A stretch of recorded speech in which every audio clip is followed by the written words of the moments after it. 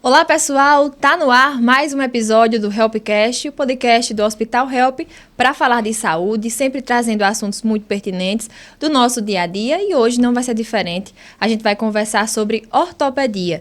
Eu trouxe aqui dois grandes médicos, Dr. Rodrigo e Dr. Luiz. Sejam muito bem-vindos. Queria dizer que é um prazer receber vocês aqui e tenho certeza que esse bate-papo de hoje vai ser muito pertinente, muito interessante para quem está nos assistindo.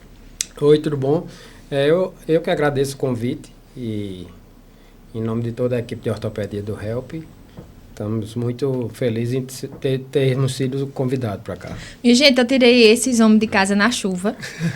Eles são aqui, todo mundo é corredor, eles estão preocupados com o treino. É melhor correr em tempo chuvoso assim ou é a mesma coisa para quem corre? Rapaz, o importante é não ficar parado. Independente se está chovendo ou fazendo sol, que vale é se movimentar. Eu estava dizendo antes de começar aqui que todo mundo quer envelhecer bem, né? Uhum. Então, a sua poupança, digamos assim, de saúde, quando você for envelhecendo, é a atividade física, né? Aquilo virar um hábito. Então, isso é muito importante. E a gente sempre preconiza muito no consultório para os pacientes. O senhor sempre gostou? Eu sempre gostei de fazer atividade física. Mas assim, para quem não gosta, e o senhor tem alguma dica de como é que pode começar a se exercitar? Porque não é tão fácil assim, não. Eu mesmo sinto muito preguiça, às vezes, de me exercitar. Para quem é mais preguiçoso, que não gosta, vai em grupo, entendeu? Porque às vezes um estimula o outro e acaba que você cria daquilo ali um hábito e no dia que você não faz, você sente falta, entendeu? Então, independente de onde eu esteja, quando eu viajo, etc., 2 dias sem fazer atividade física, meu humor muda. Eu tenho que fazer para voltar ao normal, entendeu? Mexe com a rotina inteira, né? Fechando esse parêntese, eu vou pedir para que vocês se apresentem. E vocês fazem muita coisa, né? É bom que o pessoal de casa conheça um pouquinho melhor de vocês, como é que vocês atuam. Vamos começar agora com o Dr. Luiz. Só dando um complementar aí o que o Rodrigo falou. E é um dado interessante que a gente pode trazer. A geração nossa agora, a partir dos 30 anos, é a geração que está mais praticando esporte, que está mais se cuidando. Então, hoje a gente já vê uma diminuição no índice de consumo alcoólico. Os jovens, a partir dos 20, 30 anos, já procurando mais as atividades, como o Rodrigo falou. Às vezes, um amigo que já faz uma atividade física, ele pode lhe estimular. E eu hoje sou muito adepto da corrida de rua.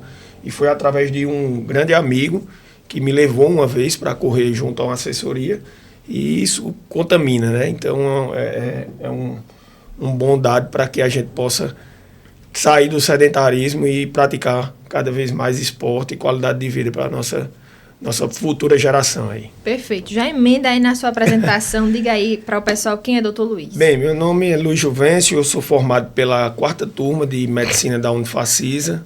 Eu tenho uma história na Unifacisa. Após terminar, já ingressei na residência médica em ortopedia em João Pessoa. Depois fui fazer R4, uma especialização em cirurgia do joelho em Recife, no ITORC, Instituto de Traumatologia e Ortopedia Dr. Romeu Krause. E aí, quando eu retornei para Campina Grande, eu estava tendo uma seleção de professores da Unifacisa, e aí participei da banca, acabei sendo aprovado, hoje sou professor. Fiz a pós-graduação em Medicina do Esporte pela Unifacisa. E hoje lá na Unifacisa, além da cadeira de ortopedia que eu ministro, também dou aula na pós-graduação de Medicina do Trabalho e sou preceptor da residência médica, junto com o Rodrigo e outros profissionais lá. No HELP eu tenho um orgulho muito grande, né, porque a gente que vivenciou a faculdade inteira, sempre sonhava com esse hospital, né? Então, os alunos sempre sonhavam em ter esse hospital. E se tornou uma realidade, né? Hoje a gente vê boa parte dos profissionais são egressos da Facisa, da Unifacisa, né? E eu sou muito feliz de ter sido convidado pela direção para ser um dos primeiros a ingressar no grupo de ortopedia, onde a gente começou com o ambulatório, quando o prédio ainda estava terminando, e hoje a gente realiza vários atendimentos, cirurgias lá. Então é muito gratificante. Perfeito. Dr. Rodrigo? Eu sou o Rodrigo Amorim, eu sou formado aqui em 2006 pela UFCG. Esse ano eu estou completando 20 anos de formado. Sou ortopedista, fiz residência médica em no Hospital Otávio de Freitas, em Recife. E depois fiz a outra residência, que foi de cirurgia de coluna. Na época ainda era residência médica, a especialidade de cirurgia de coluna. E fiz mais 2 anos de cirurgia de coluna no Hospital Getúlio Vargas, em Recife. Hoje eu estou aqui em Campinas. Eu voltei da residência já em 2011. Então tem 15 anos que eu estou aqui em Campinas já. Eu sou daqui de Campinas, tá certo? Minha família, meu pai era ortopedista. Tá certo? Meu pai era um ortopedista, inclusive foi meu professor na UFCG, sendo que meu pai faleceu 1 semana depois de que eu me formei. Então, não tive o prazer de trabalhar como ortopedista com ele. Mas ficou o ensinamento e tudo bem. Hoje eu atuo aqui, sou o atual coordenador do grupo de ortopedia do HELP e sou o coordenador também da residência médica do HELP, a recém-criada agora. Tá certo? Perfeito. Como eu já tinha conversado com vocês e o pessoal de casa já é ciente em relação a isso, esse podcast adota a linguagem mais acessível possível. Então, a gente vai começar já descomplicando e entendendo do que trata a ortopedia. Bem, a ortopedia é uma residência, é uma especialidade, né, que a gente chama ortopedia e traumatologia, né? Então, a gente, no nosso dia a dia, a maioria dos atendimentos são relacionados a trauma, né? Então, a gente tem muitos traumas. Hoje, a gente tem vários acidentes de moto na cidade, lesões traumáticas devido à queda. E a parte da ortopedia são patologias, né, que cada área específica pode necessitar de alguma ajuda, seja de um tratamento de forma conservadora, né, que não necessite de cirurgia ou que necessite.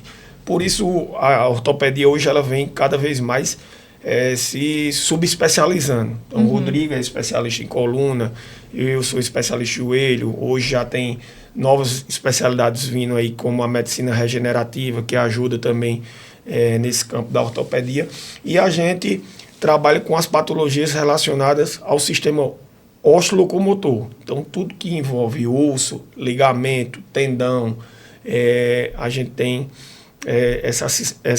esse acesso para o tratamento. E só fazer um adendo que, falando em subespecialidades, o HELP ele tem um serviço de ortopedia que tem todas as subespecialidades ortopédicas. Então, ou seja, você tem um cirurgião de coluna, você tem um cirurgião de quadril, cirurgião de joelho, de ombro, de mão, de pé, ortopedia pediátrica, entendeu? Então, e o mais importante, que o HELP ele disponibiliza para o usuário do SUS os mesmos subespecialistas que estão disponíveis para o usuário da medicina privada e de convênios. Então, para mim, isso daí é o grande diferencial do HELP. Ou seja, é a indistinção de pacientes, seja do SUS ou do convênio. Perfeito. Então, eu até digo para o paciente, até uma paciente que eu operei, que ficou encantada agora pelo SUS, pelo Opera Paraíba, agora quarta-feira, encantada com a estrutura que ela está acomodada, né? Na verdade, ela dotou um hotel 5 estrelas, entendeu? Inclusive. Isso no SUS, entendeu? Então é muito bom. Para o profissional, tá certo? Você se sente bem, você se sente seguro em estar trabalhando num local que tem toda uma retaguarda, entendeu? Então, se você precisa alguma cirurgia intercorrer, você está tranquilo, porque tem uma equipe muito para lhe ajudar. Não sei se o Juca acha a mesma coisa. Concordo. É importante essa que o Rodrigo trouxe, né, de lá no HELP a gente ter essas subespecialidades e todas as subs, porque diante de um caso, por exemplo, um caso cirúrgico de coluna, que eventualmente chega no meu consultório lá no HELP, e aí de antemão a gente já contacta o Rodrigo, e aí, Rodrigo, estamos com essa situação aqui, estamos com essa patologia, e aí já dá seguimento. E como o Rodrigo falou, eu sou até suspeito de falar, o ano passado eu fiz quase 600 cirurgias no HELP. Dessas 600 cirurgias que eu fiz, 80%, 90%, quase 80%, 90% foram pacientes do SUS. Opera Paraíba, principalmente, esse programa que veio. E é o que o Rodrigo disse. O paciente, ele disse, eu nunca imaginei que eu podia ser atendido por um subespecialista de graça, que eu podia conseguir os meus exames, que eu conseguiria a minha cirurgia. E então essa indistinção que o Rodrigo falou, né, que o HELP traz essa inovação, né, para Campina Grande, para o Nordeste, para o Brasil, né? A gente vê, atuamos em hospitais do SUS, em outras regiões, em hospitais privados, e a gente vê que tem essa dificuldade. E aqui no HELP é um ecossistema que o paciente ele se sente acolhido de verdade, e como o Rodrigo bem falou, né? A gente como profissional também, porque a gente tem tudo de melhor e de ponta para oferecer ao paciente. E já que a gente está falando de estrutura e de equipe, a gente pode dizer que a ortopedia está diretamente conectada com outras áreas da saúde, como a fisioterapia, por exemplo. Como é que isso acontece? Como é que se dá essa parceria? Veja, na minha área, principalmente de cirurgia de coluna, a fisioterapia é fundamental. Eu digo, assim, uma coisa não vive sem a outra, tá certo? Não é só... Eu costumo sempre falar para o paciente que eu opero, por exemplo, que uma parte do seu tratamento foi feita, que foi operar. Agora é reabilitar.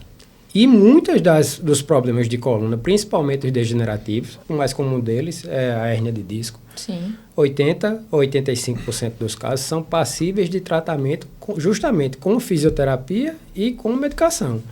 A cirurgia é um caso de exceção, entendeu? Ainda tem muita gente que desacredita do poder da fisioterapia. Hoje em dia, mas não.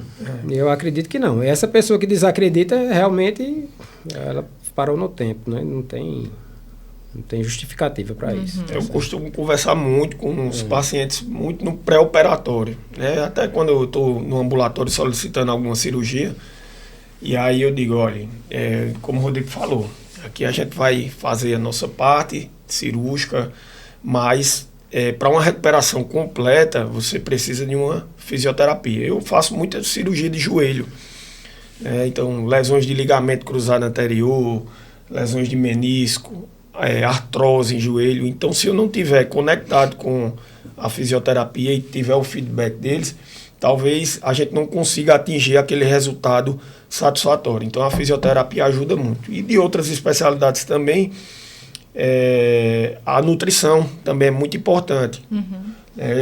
A gente vê que a maioria dos pacientes que têm artrose de joelho são pacientes obesos, né? E aí a gente vem trabalhando essa reeducação, tanto com a prática esportiva, mas também com a mudança de hábitos alimentares, para que a gente consiga melhorar esse peso do paciente, tirar ele da obesidade, porque isso vai ajudar na cirurgia. O paciente que é obeso, ele está com os marcadores inflamatórios geralmente muito elevados. Então isso pode atrapalhar no tratamento cirúrgico, pode atrapalhar no tratamento junto com a fisioterapia. Então tem que ter toda uma conexão entre as especialidades para que a gente tenha um resultado 100% do que a gente está objetivando com aquele paciente.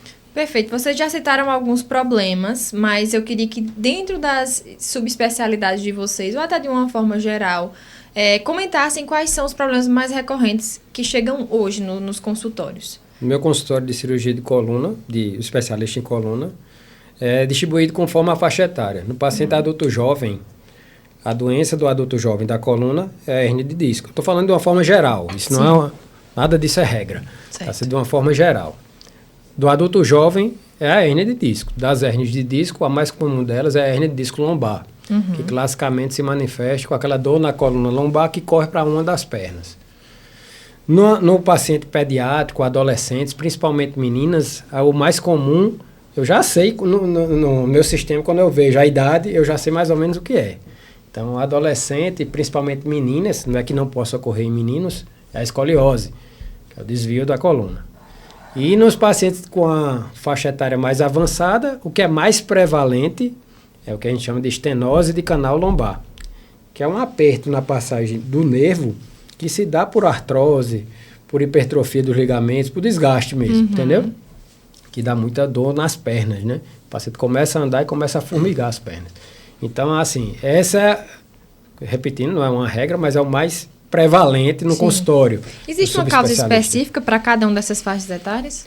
Veja, a maioria delas, hérnia de disco é multifatorial. Então, existe fator comportamental, como, por exemplo, trabalho, hábitos como, por exemplo, tabagismo, sobrepeso, sedentarismo, que isso daí tudinho contribui para o desenvolvimento da hérnia. E das meninas que eu falei, do adolescente, que é a escoliose, a grande maioria das escolioses são as escolioses idiopáticas, que respondem até por 85% dos casos. E o próprio termo idiopático quer dizer que não tem causa definida. Até hoje não se sabe a causa. Tá certo? E na terceira idade, como a estenose de canal, é degenerativa, ou seja, vem do envelhecimento, do desgaste, disso aí tudo. Eu tinha uma pergunta para fazer até mais na frente, mas já que o senhor falou, e eu acho que é a dúvida de muita gente, principalmente nessa faixa etária das pessoas mais jovens, o uso excessivo de telas, postura para mexer no celular e no computador, realmente tem algum tipo de ligação com esses problemas que aparecem? Com a escoliose especificamente, não. Existem alguns mitos referentes à escoliose, como, por exemplo, o carregamento da minha mochila da escola pesada vai me levar a ter escoliose. Isso é mito.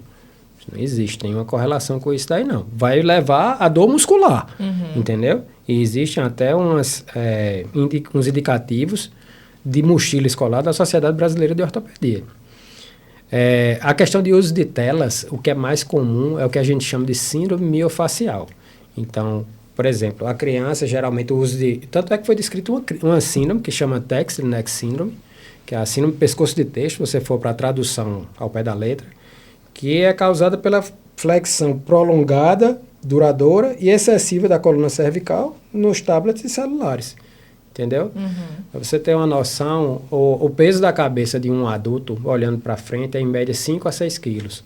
Quando você está com 40 graus de flexão, vai para 25 quilos. Ou seja, quase que quintuplica. Isso leva a uma fadiga muscular e dor. Então, voltando para o consultório, geralmente, crianças com dor nessa região cervical, quando você vê a criança que passa o dia todinho no celular e com flexão prolongada e excessiva da cervical. Isso dá essas dores musculares. Perfeito. E no seu caso, doutor Luiz? Na especialidade de joelho, também é dividido mais ou menos por faixa etária, né? Os adultos jovens ali, a partir dos 20 anos, a gente vê muita lesão de ligamento cruzado anterior, né? Decorrente da atividade física. A grande maioria teve essa lesão jogando bola, praticando alguma atividade física. A atividade mais comum é o futebol, né? No paciente mais idoso são as artroses, né? A artrose. Então, o paciente chega, como o Rodrigo diz, a gente já vê a idade, a gente já vai vendo mais ou menos o que é que o paciente pode vir de demanda. Então, a nossa consulta, ela começa, eu costumo dizer, quando o paciente já começa a entrar no consultório. Eu já vou olhando como é que ele está andando. Às vezes eu já avalio ali a deformidade que ele tem no joelho, principalmente no idoso, que apresentam artrose, né? E os pacientes mais jovens geralmente estão relacionados a lesões traumáticas relacionadas à atividade física. Lesão do ligamento cruzado anterior, a lesão meniscal também, que pode estar associada a essa lesão. E no idoso, mais a artrose e a condropatia. Quando a gente vai envelhecendo, muita gente até manda para mim no direct, eu estou com condropatia, eu não sei o que é. A condropatia é o início dessa degeneração da cartilagem articular que a gente tem no joelho. Então, ela é dividida em graus. Quanto maior o grau, maior a degeneração, que pode levar a um colapso da articulação, né? E aí gerar uma artrose, que essa artrose vai levar a uma limitação funcional. O paciente, às vezes, não consegue andar direito, não consegue desenvolver suas atividades perfeitamente. E a gente, o quanto antes agir nesses casos, melhor, para que esse paciente não precise ser submetido a uma cirurgia, por exemplo, da troca da articulação, que a gente chama de artroplastia. Perfeito. O senhor falou aí sobre a questão das lesões relacionadas à atividade física e a gente realmente está vivendo esse boom em que mais pessoas estão praticando as atividades físicas. Como é que elas podem estar ligadas e atentas para se prevenir em relação a isso? Sei lá, alongamento funciona? Primeiro passo para quem está no sedentarismo é procurar uma avaliação médica para a gente iniciar uma atividade física, né? Tanto para avaliação cardiovascular, mas também para avaliação do sistema osteolocomotor, né? Isso aí, através da minha pós-graduação que eu fiz em medicina esportiva, quando eu comecei a gostar cada vez mais de esporte, que surgiu essa pós-graduação aqui na Unifacisa, foi de sumo interesse porque associava muito bem com a minha especialidade, né? E a minha subespecialidade de joelho. Então, hoje eu recebo atletas amadores, né, que estão, e pacientes que estão no sedentarismo, e a gente faz toda uma avaliação global daquele paciente, né? Tanto da avaliação de percentil de gordura, de metabolismo, da obesidade que ele contém, do sistema cardiovascular, para poder direcionar ele para um tratamento. Às vezes, o paciente ele não tem acesso a esses atendimentos. Aí fica aquela dúvida, mas eu não vou começar. Bem, tem que começar, mas principalmente com a ajuda de algum profissional, seja da área da educação física, para a gente dar um pontapé e não ocorrer uma lesão futuramente, tá certo? O Rodrigo quer completar um... A gente falou de cirurgia e falou de muitos casos. Então, quando é que a cirurgia entra como necessária? Como é que a gente sabe que precisa fazer cirurgia? No meu caso da coluna, depende do problema que o paciente apresenta. Mas, geralmente, a gente deixa a cirurgia para a última ferramenta que você vai utilizar. Sim. Entendeu? Nas doenças degenerativas, a mais comum, quando eu falar em doença degenerativa, a primeira que vem na cabeça, lembra, é a hérnia de disco. Vai ser cirúrgica. O que vai dizer se uma hérnia é cirúrgica ou não é o exame físico. Então, de forma simples, o déficit de força, a falta de força, o déficit motor, é uma indicação cirúrgica. Tá certo? Eu vou pedir ou na dor intratável. Via de regra, a hérnia de disco, como eu falei anteriormente, 85% é tratada com fisioterapia e medicamento. A cirurgia é quando isso falha. Eu vou lhe interromper e pedir para o senhor explicar bem rapidamente o que são essas doenças degenerativas, para quem está assistindo entender. Veja, doença é um conjunto de patologias da coluna que vem com o passar dos anos decorrente de envelhecimento, tá certo? Do desgaste. Então, a mais comum delas é a hérnia de disco. Então, você vai ter a espondilolistese degenerativa, você vai ter, que é o escorregamento de uma vértebra para outra, um tipo desse escorregamento, que é mais comum em paciente de mais idade. Você vai ter a estenose de canal lombar, que eu falei que é do paciente mais idoso, que é geralmente o paciente que anda encurvadinho para frente, o idoso, que ele encurva para frente para afogar o nervo e ele conseguir andar sem dor nas pernas, entendeu? Ou então anda empurrando alguma coisa, entendeu? Ele não anda numa cadeira de roda, ele anda empurrando a cadeira de roda, entendeu? Então é isso. E no caso do senhor, doutor Luiz? As cirurgias de joelho, como o Rodrigo falou, é bem exame físico, né? A gente não indica muita gente pensa que chega no consultório de ortopedia vai sair com uma indicação cirúrgica. É a última ferramenta, como o Rodrigo falou, porque é a última bala que a gente tem para resolver aquela situação. Então, quando a gente tem a oportunidade, por exemplo, o paciente que tem uma condropatia, ele tem uma dor no joelho, e eu vejo que ele está com obesidade, eu vou primeiro tratar a obesidade dele. Eu já tive pacientes que eu tratando a obesidade, a dor dele desapareceu. Então, assim, a gente avalia tanto não só o exame físico, os exames de imagem e a demanda do paciente, né? O que ele precisa, o que ele necessita do joelho dele, por exemplo, para poder fazer as atividades do dia a dia. Então, o paciente jovem, ativo, trabalhador, e às vezes ele tem uma lesão do ligamento cruzado anterior, muitos relatam trabalho braçal, vem carregando um peso e o joelho falha e ele cai ao solo porque o joelho ele fica folgado, né, popularmente falando. Ele tem uma instabilidade devido a essa lesão do ligamento.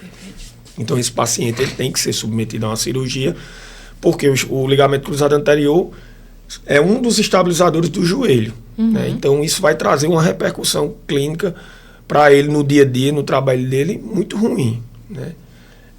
Pacientes jovens, que eu até esqueci de falar aqui, pacientes principalmente do sexo feminino, a gente tem uma patologia que é a luxação de patela, a luxação recidivante de patela, a patela sai do lugar. Então, saiu várias vezes, a criança o adolescente. A patela que o Juca está falando é a rótula. É a rótula, a bolacha do joelho. A bolacha do joelho, popularmente. Perfeito. Não, a patela sai várias vezes, a criança sente dor, é levada ao hospital, perde dia de escola por causa disso. Então, em alguns casos, a gente, avaliando bem direitinho o exame de imagem, o exame físico, quantas vezes saiu, tem que operar. Já no caso da artrose de joelho, que é a artroplastia, é uma cirurgia de última escolha, porque a gente vai tentar de tudo com o paciente para que ele não precise passar por uma cirurgia dessa, que é a prótese de joelho, por exemplo. É uma cirurgia extremamente grande, onde eu vou retirar a articulação anatômica dele e vou colocar uma articulação artificial. Então, quando a gente já tentou emagrecimento, às vezes o paciente é mais jovem, a gente faz uma osteotomia. A osteotomia é quebrar o osso para tentar alinhar mais o membro, porque o membro dele está muito deformado. E através disso não consegue um resultado perfeito, aí a gente vai... Infiltração também. Infiltração, medicação, fisioterapia. E a gente não consegue aquele resultado desejado para o paciente, para ter uma melhor qualidade de vida. Então aí a gente tem que optar pelo tratamento cirúrgico. É normal sentir dor no local onde aconteceu a cirurgia? Depois, com o passar do tempo? É relativo. Não é normal. Não é o objetivo da cirurgia é deixar ele sem dor. Sem dor. Entendi. Não é normal ficar com Mas dor. Alguns pacientes relatam. De maneira mais clara aqui, tem muita gente, pacientes que foram submetidos a tratamento cirúrgico de fraturas. Às vezes a gente utiliza uma placa metálica, uma haste, e aí eles relatam que quando está mudando o clima, ele sente uma diferença. Está ficando mais frio, ele sente uma diferença no joelho, onde tem na região da placa. Realmente fica um pouco mais sensível. Não tem uma justificativa, um embasamento científico. Científico, Mas aí eles às vezes relatam isso. Mas o comum é não sentir. E é importante, como a gente falou desde o começo, o acompanhamento junto com o fisioterapeuta. Ótimo. Às vezes isso pode ocasionar essa dor crônica, né, que a gente chama dor crônica após a cirurgia.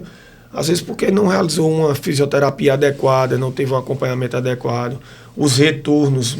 E tem outra, dependendo da situação, por exemplo, uma fratura, dependendo do padrão da fratura, vai ter complicações daquela fratura que pode ter dor. Não necessariamente da cirurgia, não, entendeu?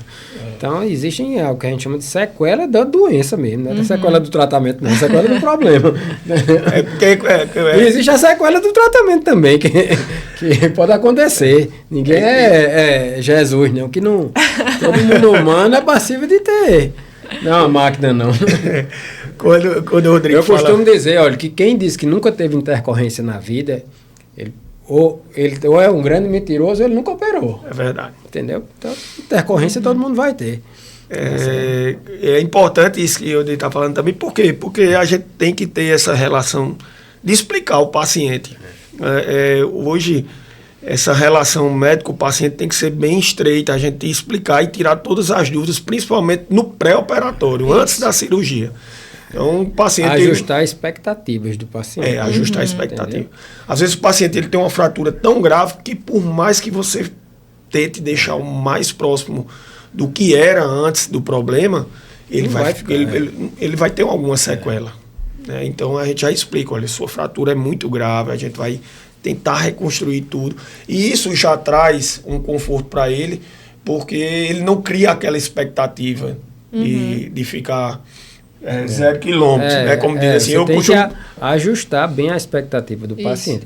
Eu acho que o Juca já deve ter passado por uma situação parecida. Às vezes o paciente mais simples, não sei o que, doutor, e o senhor garante? Amigo, se eu garantisse tudo, eu não sei nem se eu vou estar vivo. Não tem como, meu nome era Rodrigo, era Jesus Cristo, não tem como, entendeu? Agora eu lhe digo uma coisa, a probabilidade, eu trabalho com probabilidades. Então, a probabilidade de dar certo é muito maior. Se essa probabilidade fosse pelo menos próxima de dar errado, eu não iria indicar um procedimento, alguma coisa do tipo. Isso é uma balança que eu costumo dizer ao paciente, isso é uma balança. Então a gente vai botar o risco e o benefício. Será que aquele benefício vai sobrepor o risco dessa cirurgia? Se vai trazer alguma qualidade para você, então se vai trazer... Eu digo ao paciente, é uma conversa que quem é meu paciente e estiver assistindo vai saber que eu operei, principalmente, eu sempre digo a mesma coisa. Isso é feito atravessar uma rua, tá certo? Operar é feito atravessar uma rua. Você vai tomar todos os cuidados, Você vai para a faixa, você espera o sinal fechar, da conta, olha para os dois lados. Ou você pode ser atropelado na calçada? Pode. É provável que aconteça se você tomar todos os cuidados? Não, é quase impossível. Ou então é feito nublar e você saiu para pegar uma encomenda, um iFood que chegou e um raio cair na sua cabeça. Pode acontecer? Pode. É provável que aconteça? Não. Então a probabilidade é muito pequena. Mas, como é que eu vou... Pegando no trânsito aí, e na minha área que é joelho, eu digo, olha, o seu joelho é igual o pneu do seu carro. Né? Eu digo assim, bom, as metáforas que a gente tem que chegar no paciente, ele entender. Explica agora a analogia do joelho. O joelho é o pneu do carro, né? Às vezes o paciente tem um pneu de um Fiat Uno, mas ele carrega o peso de um caminhão. Não vai dar certo. Né? Então, às vezes ali rápido, né? o pneu furou, a gente vai fazer um remendo. Olha, o carro vai andar, mas às vezes você pode passar algum perrengue. Mas a gente vai tentar deixar o máximo alinhado com a cambagem ok para o senhor. Vocês têm algum caso que marcou vocês, alguma história com pacientes no consultório? Tem muita história. Rapaz, agora é danada para você lembrar, assim, de Pego de surpresa, não foi? Pego de surpresa, mas história sempre tem. Tem muitas histórias. Eu tenho histórias cômicas. Vai contando aí, já eu lembro alguma minha. Eu tenho histórias cômicas, né, engraçadas, e tenho histórias assim que marcaram a minha profissão de realmente, eu disse, rapaz, eu estou fazendo bem, né? Uhum. Eu atingi o que eu queria. Né? Quando a gente que faz medicina, às vezes, tirar só um mito aí, né? Que o pessoal pensa que a gente faz medicina pelo status. Se eu fosse só por isso, eu acho que eu já tinha abandonado há muito tempo. A gente faz porque a gente vê o benefício que a gente está trazendo para aquele paciente. Mas das histórias cômicas, a gente que trabalha no interior... Você já ganhou alguma galinha? Eu já ia dizer isso, né? Pronto, lembrei de uma história. Eu ganhei um bode vivo. Pronto, exatamente. Eu ganhei um bode vivo. Eu me lembro uma vez que meu pai, como eu falei, era ortopedista. Aí uma vez eu estava sozinho na casa dos meus pais, eu ainda morava com eles. Aí chegou na minha casa tinha uns cachorros, que moravam em casa de rua, tinha uns cachorros para tomar conta da casa, né? Uhum. Aí o camarada chegou lá da casa do doutor Ricardo, e eu sozinho. Chegou lá com 2 bodes vivos. Rapaz, a confusão com os cachorros querendo morder, um levando cabeçada e dando cabeçada em mim. Quase que eu abri a porta quando o cara foi embora e, solta esses bodes aí no meio da rua. Eu operei um paciente no hospital de trauma aqui em Campina Grande, e aí ele é bem atencioso e tal. Aí ele disse, rapaz, doutor, eu tô primeiro, agora eu disse, não, o senhor vai de alta. Ele disse, não, marca o meu retorno, porque eu tenho que trazer um presente pro senhor. Eu disse, tá certo. Depois disso eu aprendi, quando o paciente diz, eu pergunto logo qual é o presente que ele quer trazer para mim. Eu digo, aí eu não perguntei. Aí ele chegou lá, aí o segurança, doutor, vem aqui que o paciente quer entregar um negócio pro senhor e não dá para entrar no hospital não com ele não. Meu Deus. Aí quando eu cheguei lá na porta, era um bode vivo. Aí tu bota dentro do carro. Eu disse, rapaz, o que é que eu vou fazer com isso? Ele tinha vindo de carro alternativo, trouxe o bode lá amarrado. Eu disse, rapaz, não tenho como levar, não. E aí um dos... Aí ele foi lá e matou o bode. Não, matei depois para comer. Ele tem que fazer uma buchadinha. É uma buchada, né? Eu gosto demais. Mas aí tinha um dos colaboradores lá do trauma, ele, não, doutor, pode deixar aqui, eu tenho uma caminhonete, eu vou deixar onde o senhor quiser. Eu tenho uma granjinha, disse, pronto, deixa lá. E aí agora, quando o paciente pergunta, olha, eu vou trazer um bodinho pro senhor, eu disse, traga morto, viu? E tratado, porque... E de galinha viva eu também já recebi. Então essas histórias... Mas é isso que move a gente, a medicina. Às vezes um paciente chega, aí quer trazer uma lembrança, uma camisa linda. Aquele paciente mais simples que faz isso pela gente é tão gratificante do que receber qualquer valor por uma cirurgia. Eu acho que eu comparo isso daí a um jogador de futebol, um Vocês são cheios das analogias. Que faz um gol. Que faz um gol. Pronto, você fazer um negócio, você mudar a vida de alguém. Pô, não pode parecer falsa demagogia, mas tem pagamento melhor do que a gratidão. Eu recebi agora, inclusive no Help, uma paciente que eu operei uma estenose de canal por vídeo. Vê só, serviço público fazendo cirurgia de coluna via endoscópica. Então, a melhor tecnologia que existe. Uhum. O paciente me deu... Foi na minha... Eu até postei no Instagram. Ela foi na minha fraqueza, né? Então, ela fez uma arte, um negócio, um artesanato lindo, com a foto da minha família e outra com a foto minha com meu pai. Bordado, né? Foi, no seu Instagram. Pô, isso aí tem pagamento melhor do que isso, entendeu? Então, isso não é falsa demagogia, não. Porque hoje em dia você vê muito nas redes sociais, principalmente, você fala... curso para pegar o paciente high ticket, bicho, pensa num negócio que eu não tenho interesse, zero. A minha pegada é outra, não é isso daí não. E com relação a histórias assim que marcou, eu me lembro muito bem, quando a gente volta de uma pós-graduação, de um R4, né, mais um ano de residência médica, quando eu voltei de Recife, eu já vinha com duas histórias marcantes que meus chefes, Dr. Romeu Krause e Dilamar, lá de Recife, tinham me ensinado, e a gente vai abrindo a nossa cabeça com relação a isso. E foi um pouquinho antes da pandemia que eu retornei. E aí eu disse, não, doutor, só vou querer trabalhar no privado, né? A gente vem com essa ideia quando vem de uma subespecialidade.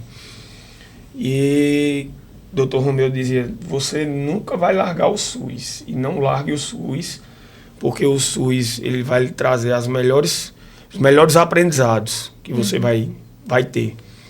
Né? E isso é verdade. A pandemia chegou, os consultórios particulares fecharam, tudo fechou, e só quem levou adiante foi o SUS. E eu me lembrava muito dele.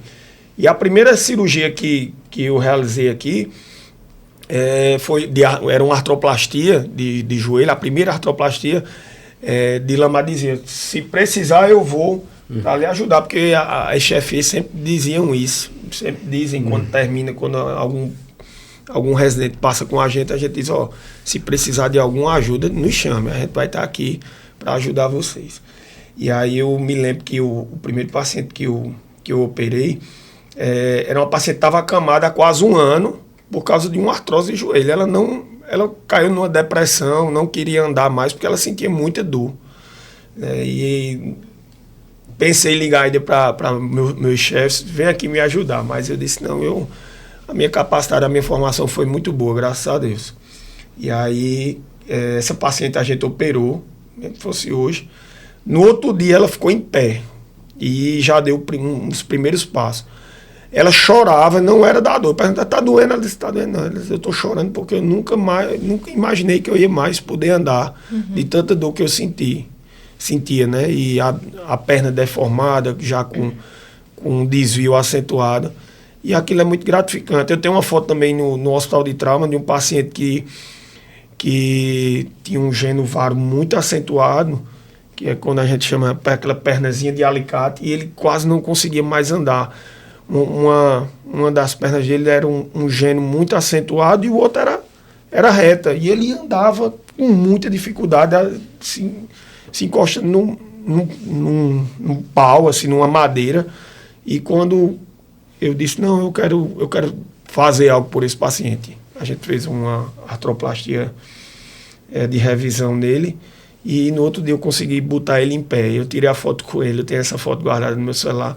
É isso que gratifica. É a gente tentar trazer uma qualidade de vida melhor para o paciente, trazer aquela alegria que ele jamais poderia. E é isso que a gente vem fazendo no HELP, como o Rodrigo falou, com um maquinário de ponta, né, com tudo que tem de melhor, tanto das órteses, das próteses que a gente utiliza, e sem distinção nenhuma. O paciente do SUS hoje, ele é muito beneficiado. A gente vê uma fila que as pessoas esperavam anos e mais anos e não tinham uma esperança de fazer essa cirurgia. Hoje eles fazem em poucos dias, meses após passar pela primeira vez no nosso consultório, a gente pede os exames pré-operatórios, logo a gente se encontra. É uma realidade. E quem estiver assistindo, que foi operado por mim, também pode... Eu cheguei aqui numa época, eu cheguei um pouco antes que Juca, a gente não tinha para onde mandar, por exemplo, eu faço a parte de coluna, chega paciente com deformidade de coluna cirúrgica, não tinha nem para onde encaminhar. Aqui no estado da Paraíba não existia nenhuma lista para ele entrar, para esperar anos para chegar a ser operado. Muitas vezes eu atendia o paciente no consultório privado, aí era cirúrgico, uma cirurgia de alto custo, o paciente não consegue fazer. Aí eu falava com a turma em Recife, com os amigos que a gente tinha lá, para mandar para lá, para operar lá, para entrar na fila de lá. Hoje em dia, não. Então, a gente conseguiu criar, lembrando que o HELP é credenciado pelo Ministério da Saúde como um centro de alta complexidade em ortopedia e traumatologia. Ou seja, o próprio Ministério da Saúde reconheceu que o HELP tem recursos humanos e de estrutura para fazer qualquer cirurgia ortopédica. Então, nisso entra a minha área, que é principalmente cirurgia de deformidade de coluna, são mais complexas, que a gente está fazendo lá. A de Juvencio, que é a artroplastia de joelho, a artroplastia de quadril, a artroplastia de ombro, são as próteses, entendeu? São cirurgias de alta complexidade. Eu fico muito feliz então, de trazer... Isso é um avanço, assim, que... Então... Eu peguei essa parte aí, existia, quando eu fazia residência médica em João Pessoa, uma chamada fila do osso. Né? E hoje a gente não vê isso. Em João Pessoa já tinha, inclusive pela prefeitura. Eu cheguei a operar lá no Trauminha, de Mangabeira, mas aqui em Campinas não existia nem para onde mandar. Não existia uma lista, entendeu? Uma fila de espera, não existia. Eu fiz parte da primeira turma de residência médica do Trauminha, em João Pessoa, e a gente tinha essa fila do osso, né? Essa tão falada, e a gente ficava de mãos atadas, porque... realmente o paciente a gente via que estava precisando e não conseguia. Mas graças a Deus nesses últimos anos e aqui principalmente na nossa região, aqui através do HELP, a gente consegue dar. Eu trabalho também no interior. Às vezes a prefeitura tem uma parceria com o HELP, uma prefeitura do interior. A gente já sabe que tem a parceria e aí encaminha o paciente porque realmente não tinha para onde ele correr. E junto com programas como o Opera Paraíba, isso... O Opera Paraíba foi um divisor de água, realmente. Realmente trouxe um avanço bastante. E essa parceria com os hospitais privados, com o HELP, por exemplo, espetáculo.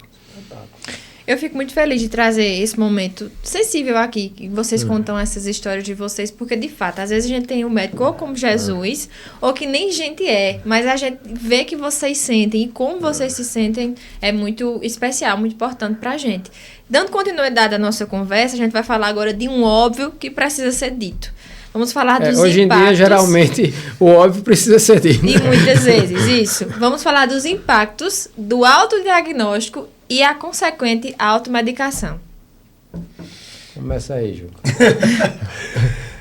Hoje com o muita informação, né? O chat GPT, Google, às vezes o paciente, a gente tem um pouquinho de dificuldade de ter esse contato com ele, porque ele já chega com uma receita de bolo pronta, e na ortopedia não é bem assim, né? A ortopedia é uma especialidade que muitos costumam pensar que a gente não estuda muito, mas para a gente fazer uma prova de título da sociedade... A prova de título da sociedade SBOT, ela é a prova modelo para mais de 30 especialidades médicas no país. Então, quando eu estava fazendo... É a prova de especialidade médica mais antiga que existe. Quando eu estava fazendo a prova da sociedade, a sociedade de cardiologia, a de pediatria, estava todo mundo lá assistindo. A gente, durante 3 anos, debruçado sobre vários e vários livros, porque a ortopedia não é só ali consertar um osso, não. Então, o paciente às vezes chega com tudo e eu digo, vamos... Isso está acarretando um problema muito sério, porque a automedicação, o autodiagnóstico, a automedicação, o que o chat está dizendo a você, às vezes não é aquilo que é o fator causa. Porque quando você está pesquisando, às vezes você esconde alguma coisa. E é uma das coisas que eu ia até dizer. Eu tenho recebido diversos médicos de diversas especialidades e aí eu estou entendendo que cada caso é um caso, né? Às vezes a minha situação não tem nada a ver com a de fulano. A parte fundamental de uma consulta médica, de um diagnóstico, é a anamnese. É a gente conversar com o paciente. Se a gente pula essa etapa, todo o resto vai ser Então, coisa, você conversar como eu sempre falo, o exame físico também. E o exame físico, O ChatGPT, o vai Google, não vai examinar você não, viu? Não vai levantar seu não vai fazer seus testes, ver se aquele seu problema é sintomático, se não é, se é um achado de imagem. Porque às vezes o paciente faz um exame, tem lá alguma alteração no exame.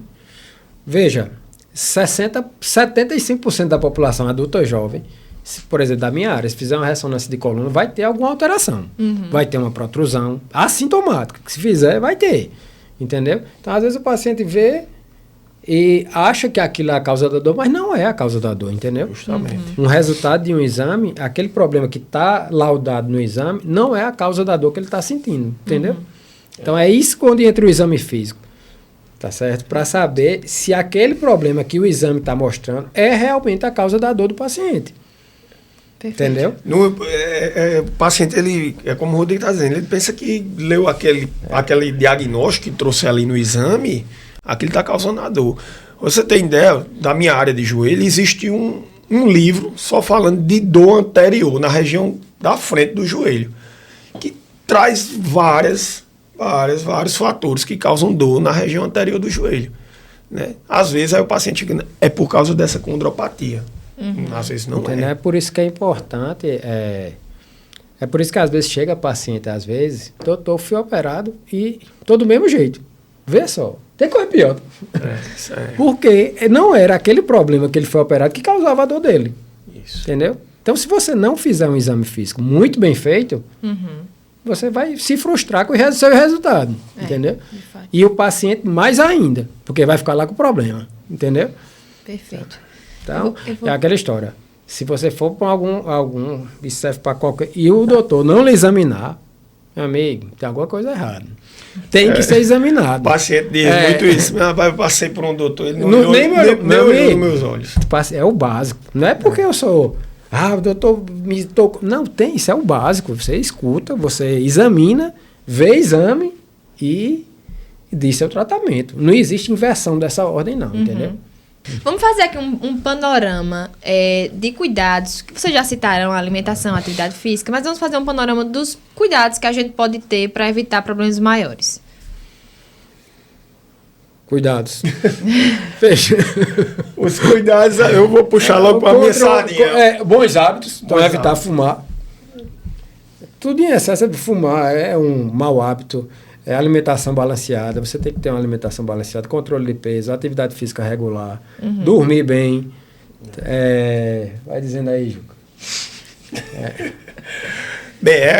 Hoje das patologias de joelho, das patologias ortopédicas. Vamos lá, o Rodrigo falou algumas, né? Mas também eu vou trazer mais para o campo do trabalhador. Né? Perfeito. O trabalhador, às vezes, ele está diante de uma jornada de trabalho, a gente vem para essa discussão de 6x1, enfim, que não vem ao caso, que a gente não vai se meter nisso. Mas essa questão da empresa, né? De a gente ver se o trabalhador está trabalhando com os equipamentos e proteções individuais necessários. Às vezes o Rodrigo trabalha em empresa grande também, presta consultoria em empresa grande, sabe disso, do cuidado que as empresas têm que cuidar com esse trabalhador, porque senão vai ser um custo muito alto para a empresa e também para o paciente, né? Então, às vezes, hoje o paciente que trabalha pegando muito peso, ele tem que utilizar coletes, principalmente para as patologias de joelho. Hoje, com o iFood, com os motoboys, tem que ter um trabalho de educação para o EPI, para o uso de joelheira, de cotoveleiras, o uso do capacete, às vezes do colar cervical, porque realmente ele está exposto àquele problema. Não só essa parte que o Rodrigo falou de prevenção, de você se alimentar bem, de você dormir, de você controlar o seu peso, não estar com um índice corpóreo alto, de percentual de gordura, de praticar atividade física, de fazer um fortalecimento muscular, de ter um momento para você fazer essas atividades. Às vezes, o problema é que o paciente muito diz, não é porque eu trabalho o dia inteiro, eu também trabalho, mas eu quando trabalho o dia inteiro, 4 horas da manhã eu vou, com raiva às vezes, mas eu sei que eu tenho que fazer aquilo. Outra dica importante, principalmente para quem trabalha muito tempo sentado, e também, o meu paciente já sabe que eu sempre digo isso, É a regra 30-30, né? Então, a cada 30 minutos sentado, 30 segundos de pé, né? Porque quando você está sentado, você pode estar na poltrona mais confortável que existir. Você está botando mais pressão no disco. Entendeu? Então, vale para isso daí. E meu paciente também vê que eu, no consultório, eu me levantando o tempo todinho, né? Levando o paciente pro canto para me levantar, para me movimentar. É porque o médico também pode sentir dor na coluna, né, doutor? Eu divido consultório com o Rodrigo no mesmo dia, né? E a gente tem uma prática, tanto eu como ele, de chamar o paciente no hall, onde ele fica esperando. A gente não liga para a secretária, pode entrar o paciente, não. Mas é isso mesmo, né? Porque a gente precisa se levantar também. Levantar, chamar o paciente, vir andando, e aí tem toda essa movimentação. Mas eu trazer esse dado aí para a questão do trabalhador, principalmente, ter o cuidado com o EPI, né, do uso do EPI. A gente vê que, às vezes, até a empresa dando EPI, eles fazem vista grossa para utilizar. Farrapam nisso. E isso traz um prejuízo grande. O pessoal de casa já sabe, e eu vou compartilhar aqui com vocês, porque a gente sempre abre caixinhas de perguntas para eles mandarem as dúvidas que são mais recorrentes. A gente separou algumas e nós vamos comentar agora. Eu vou ler aqui para vocês e vocês comentam. Essa aqui é de Simone Rocha. Tenho artrose em vários lugares. É normal ter antes dos 40 anos. Tenho fibromialgia e sinto muita dor. Juca aí que é... Vamos lá. A doença degenerativa, como o Rodrigo falou, a artrose, ela é uma doença que ela vai acontecendo a partir do momento que a gente vai envelhecendo, né? Hoje, a partir dos 30, 40 anos, a gente já começa a ter uma degeneração das articulações.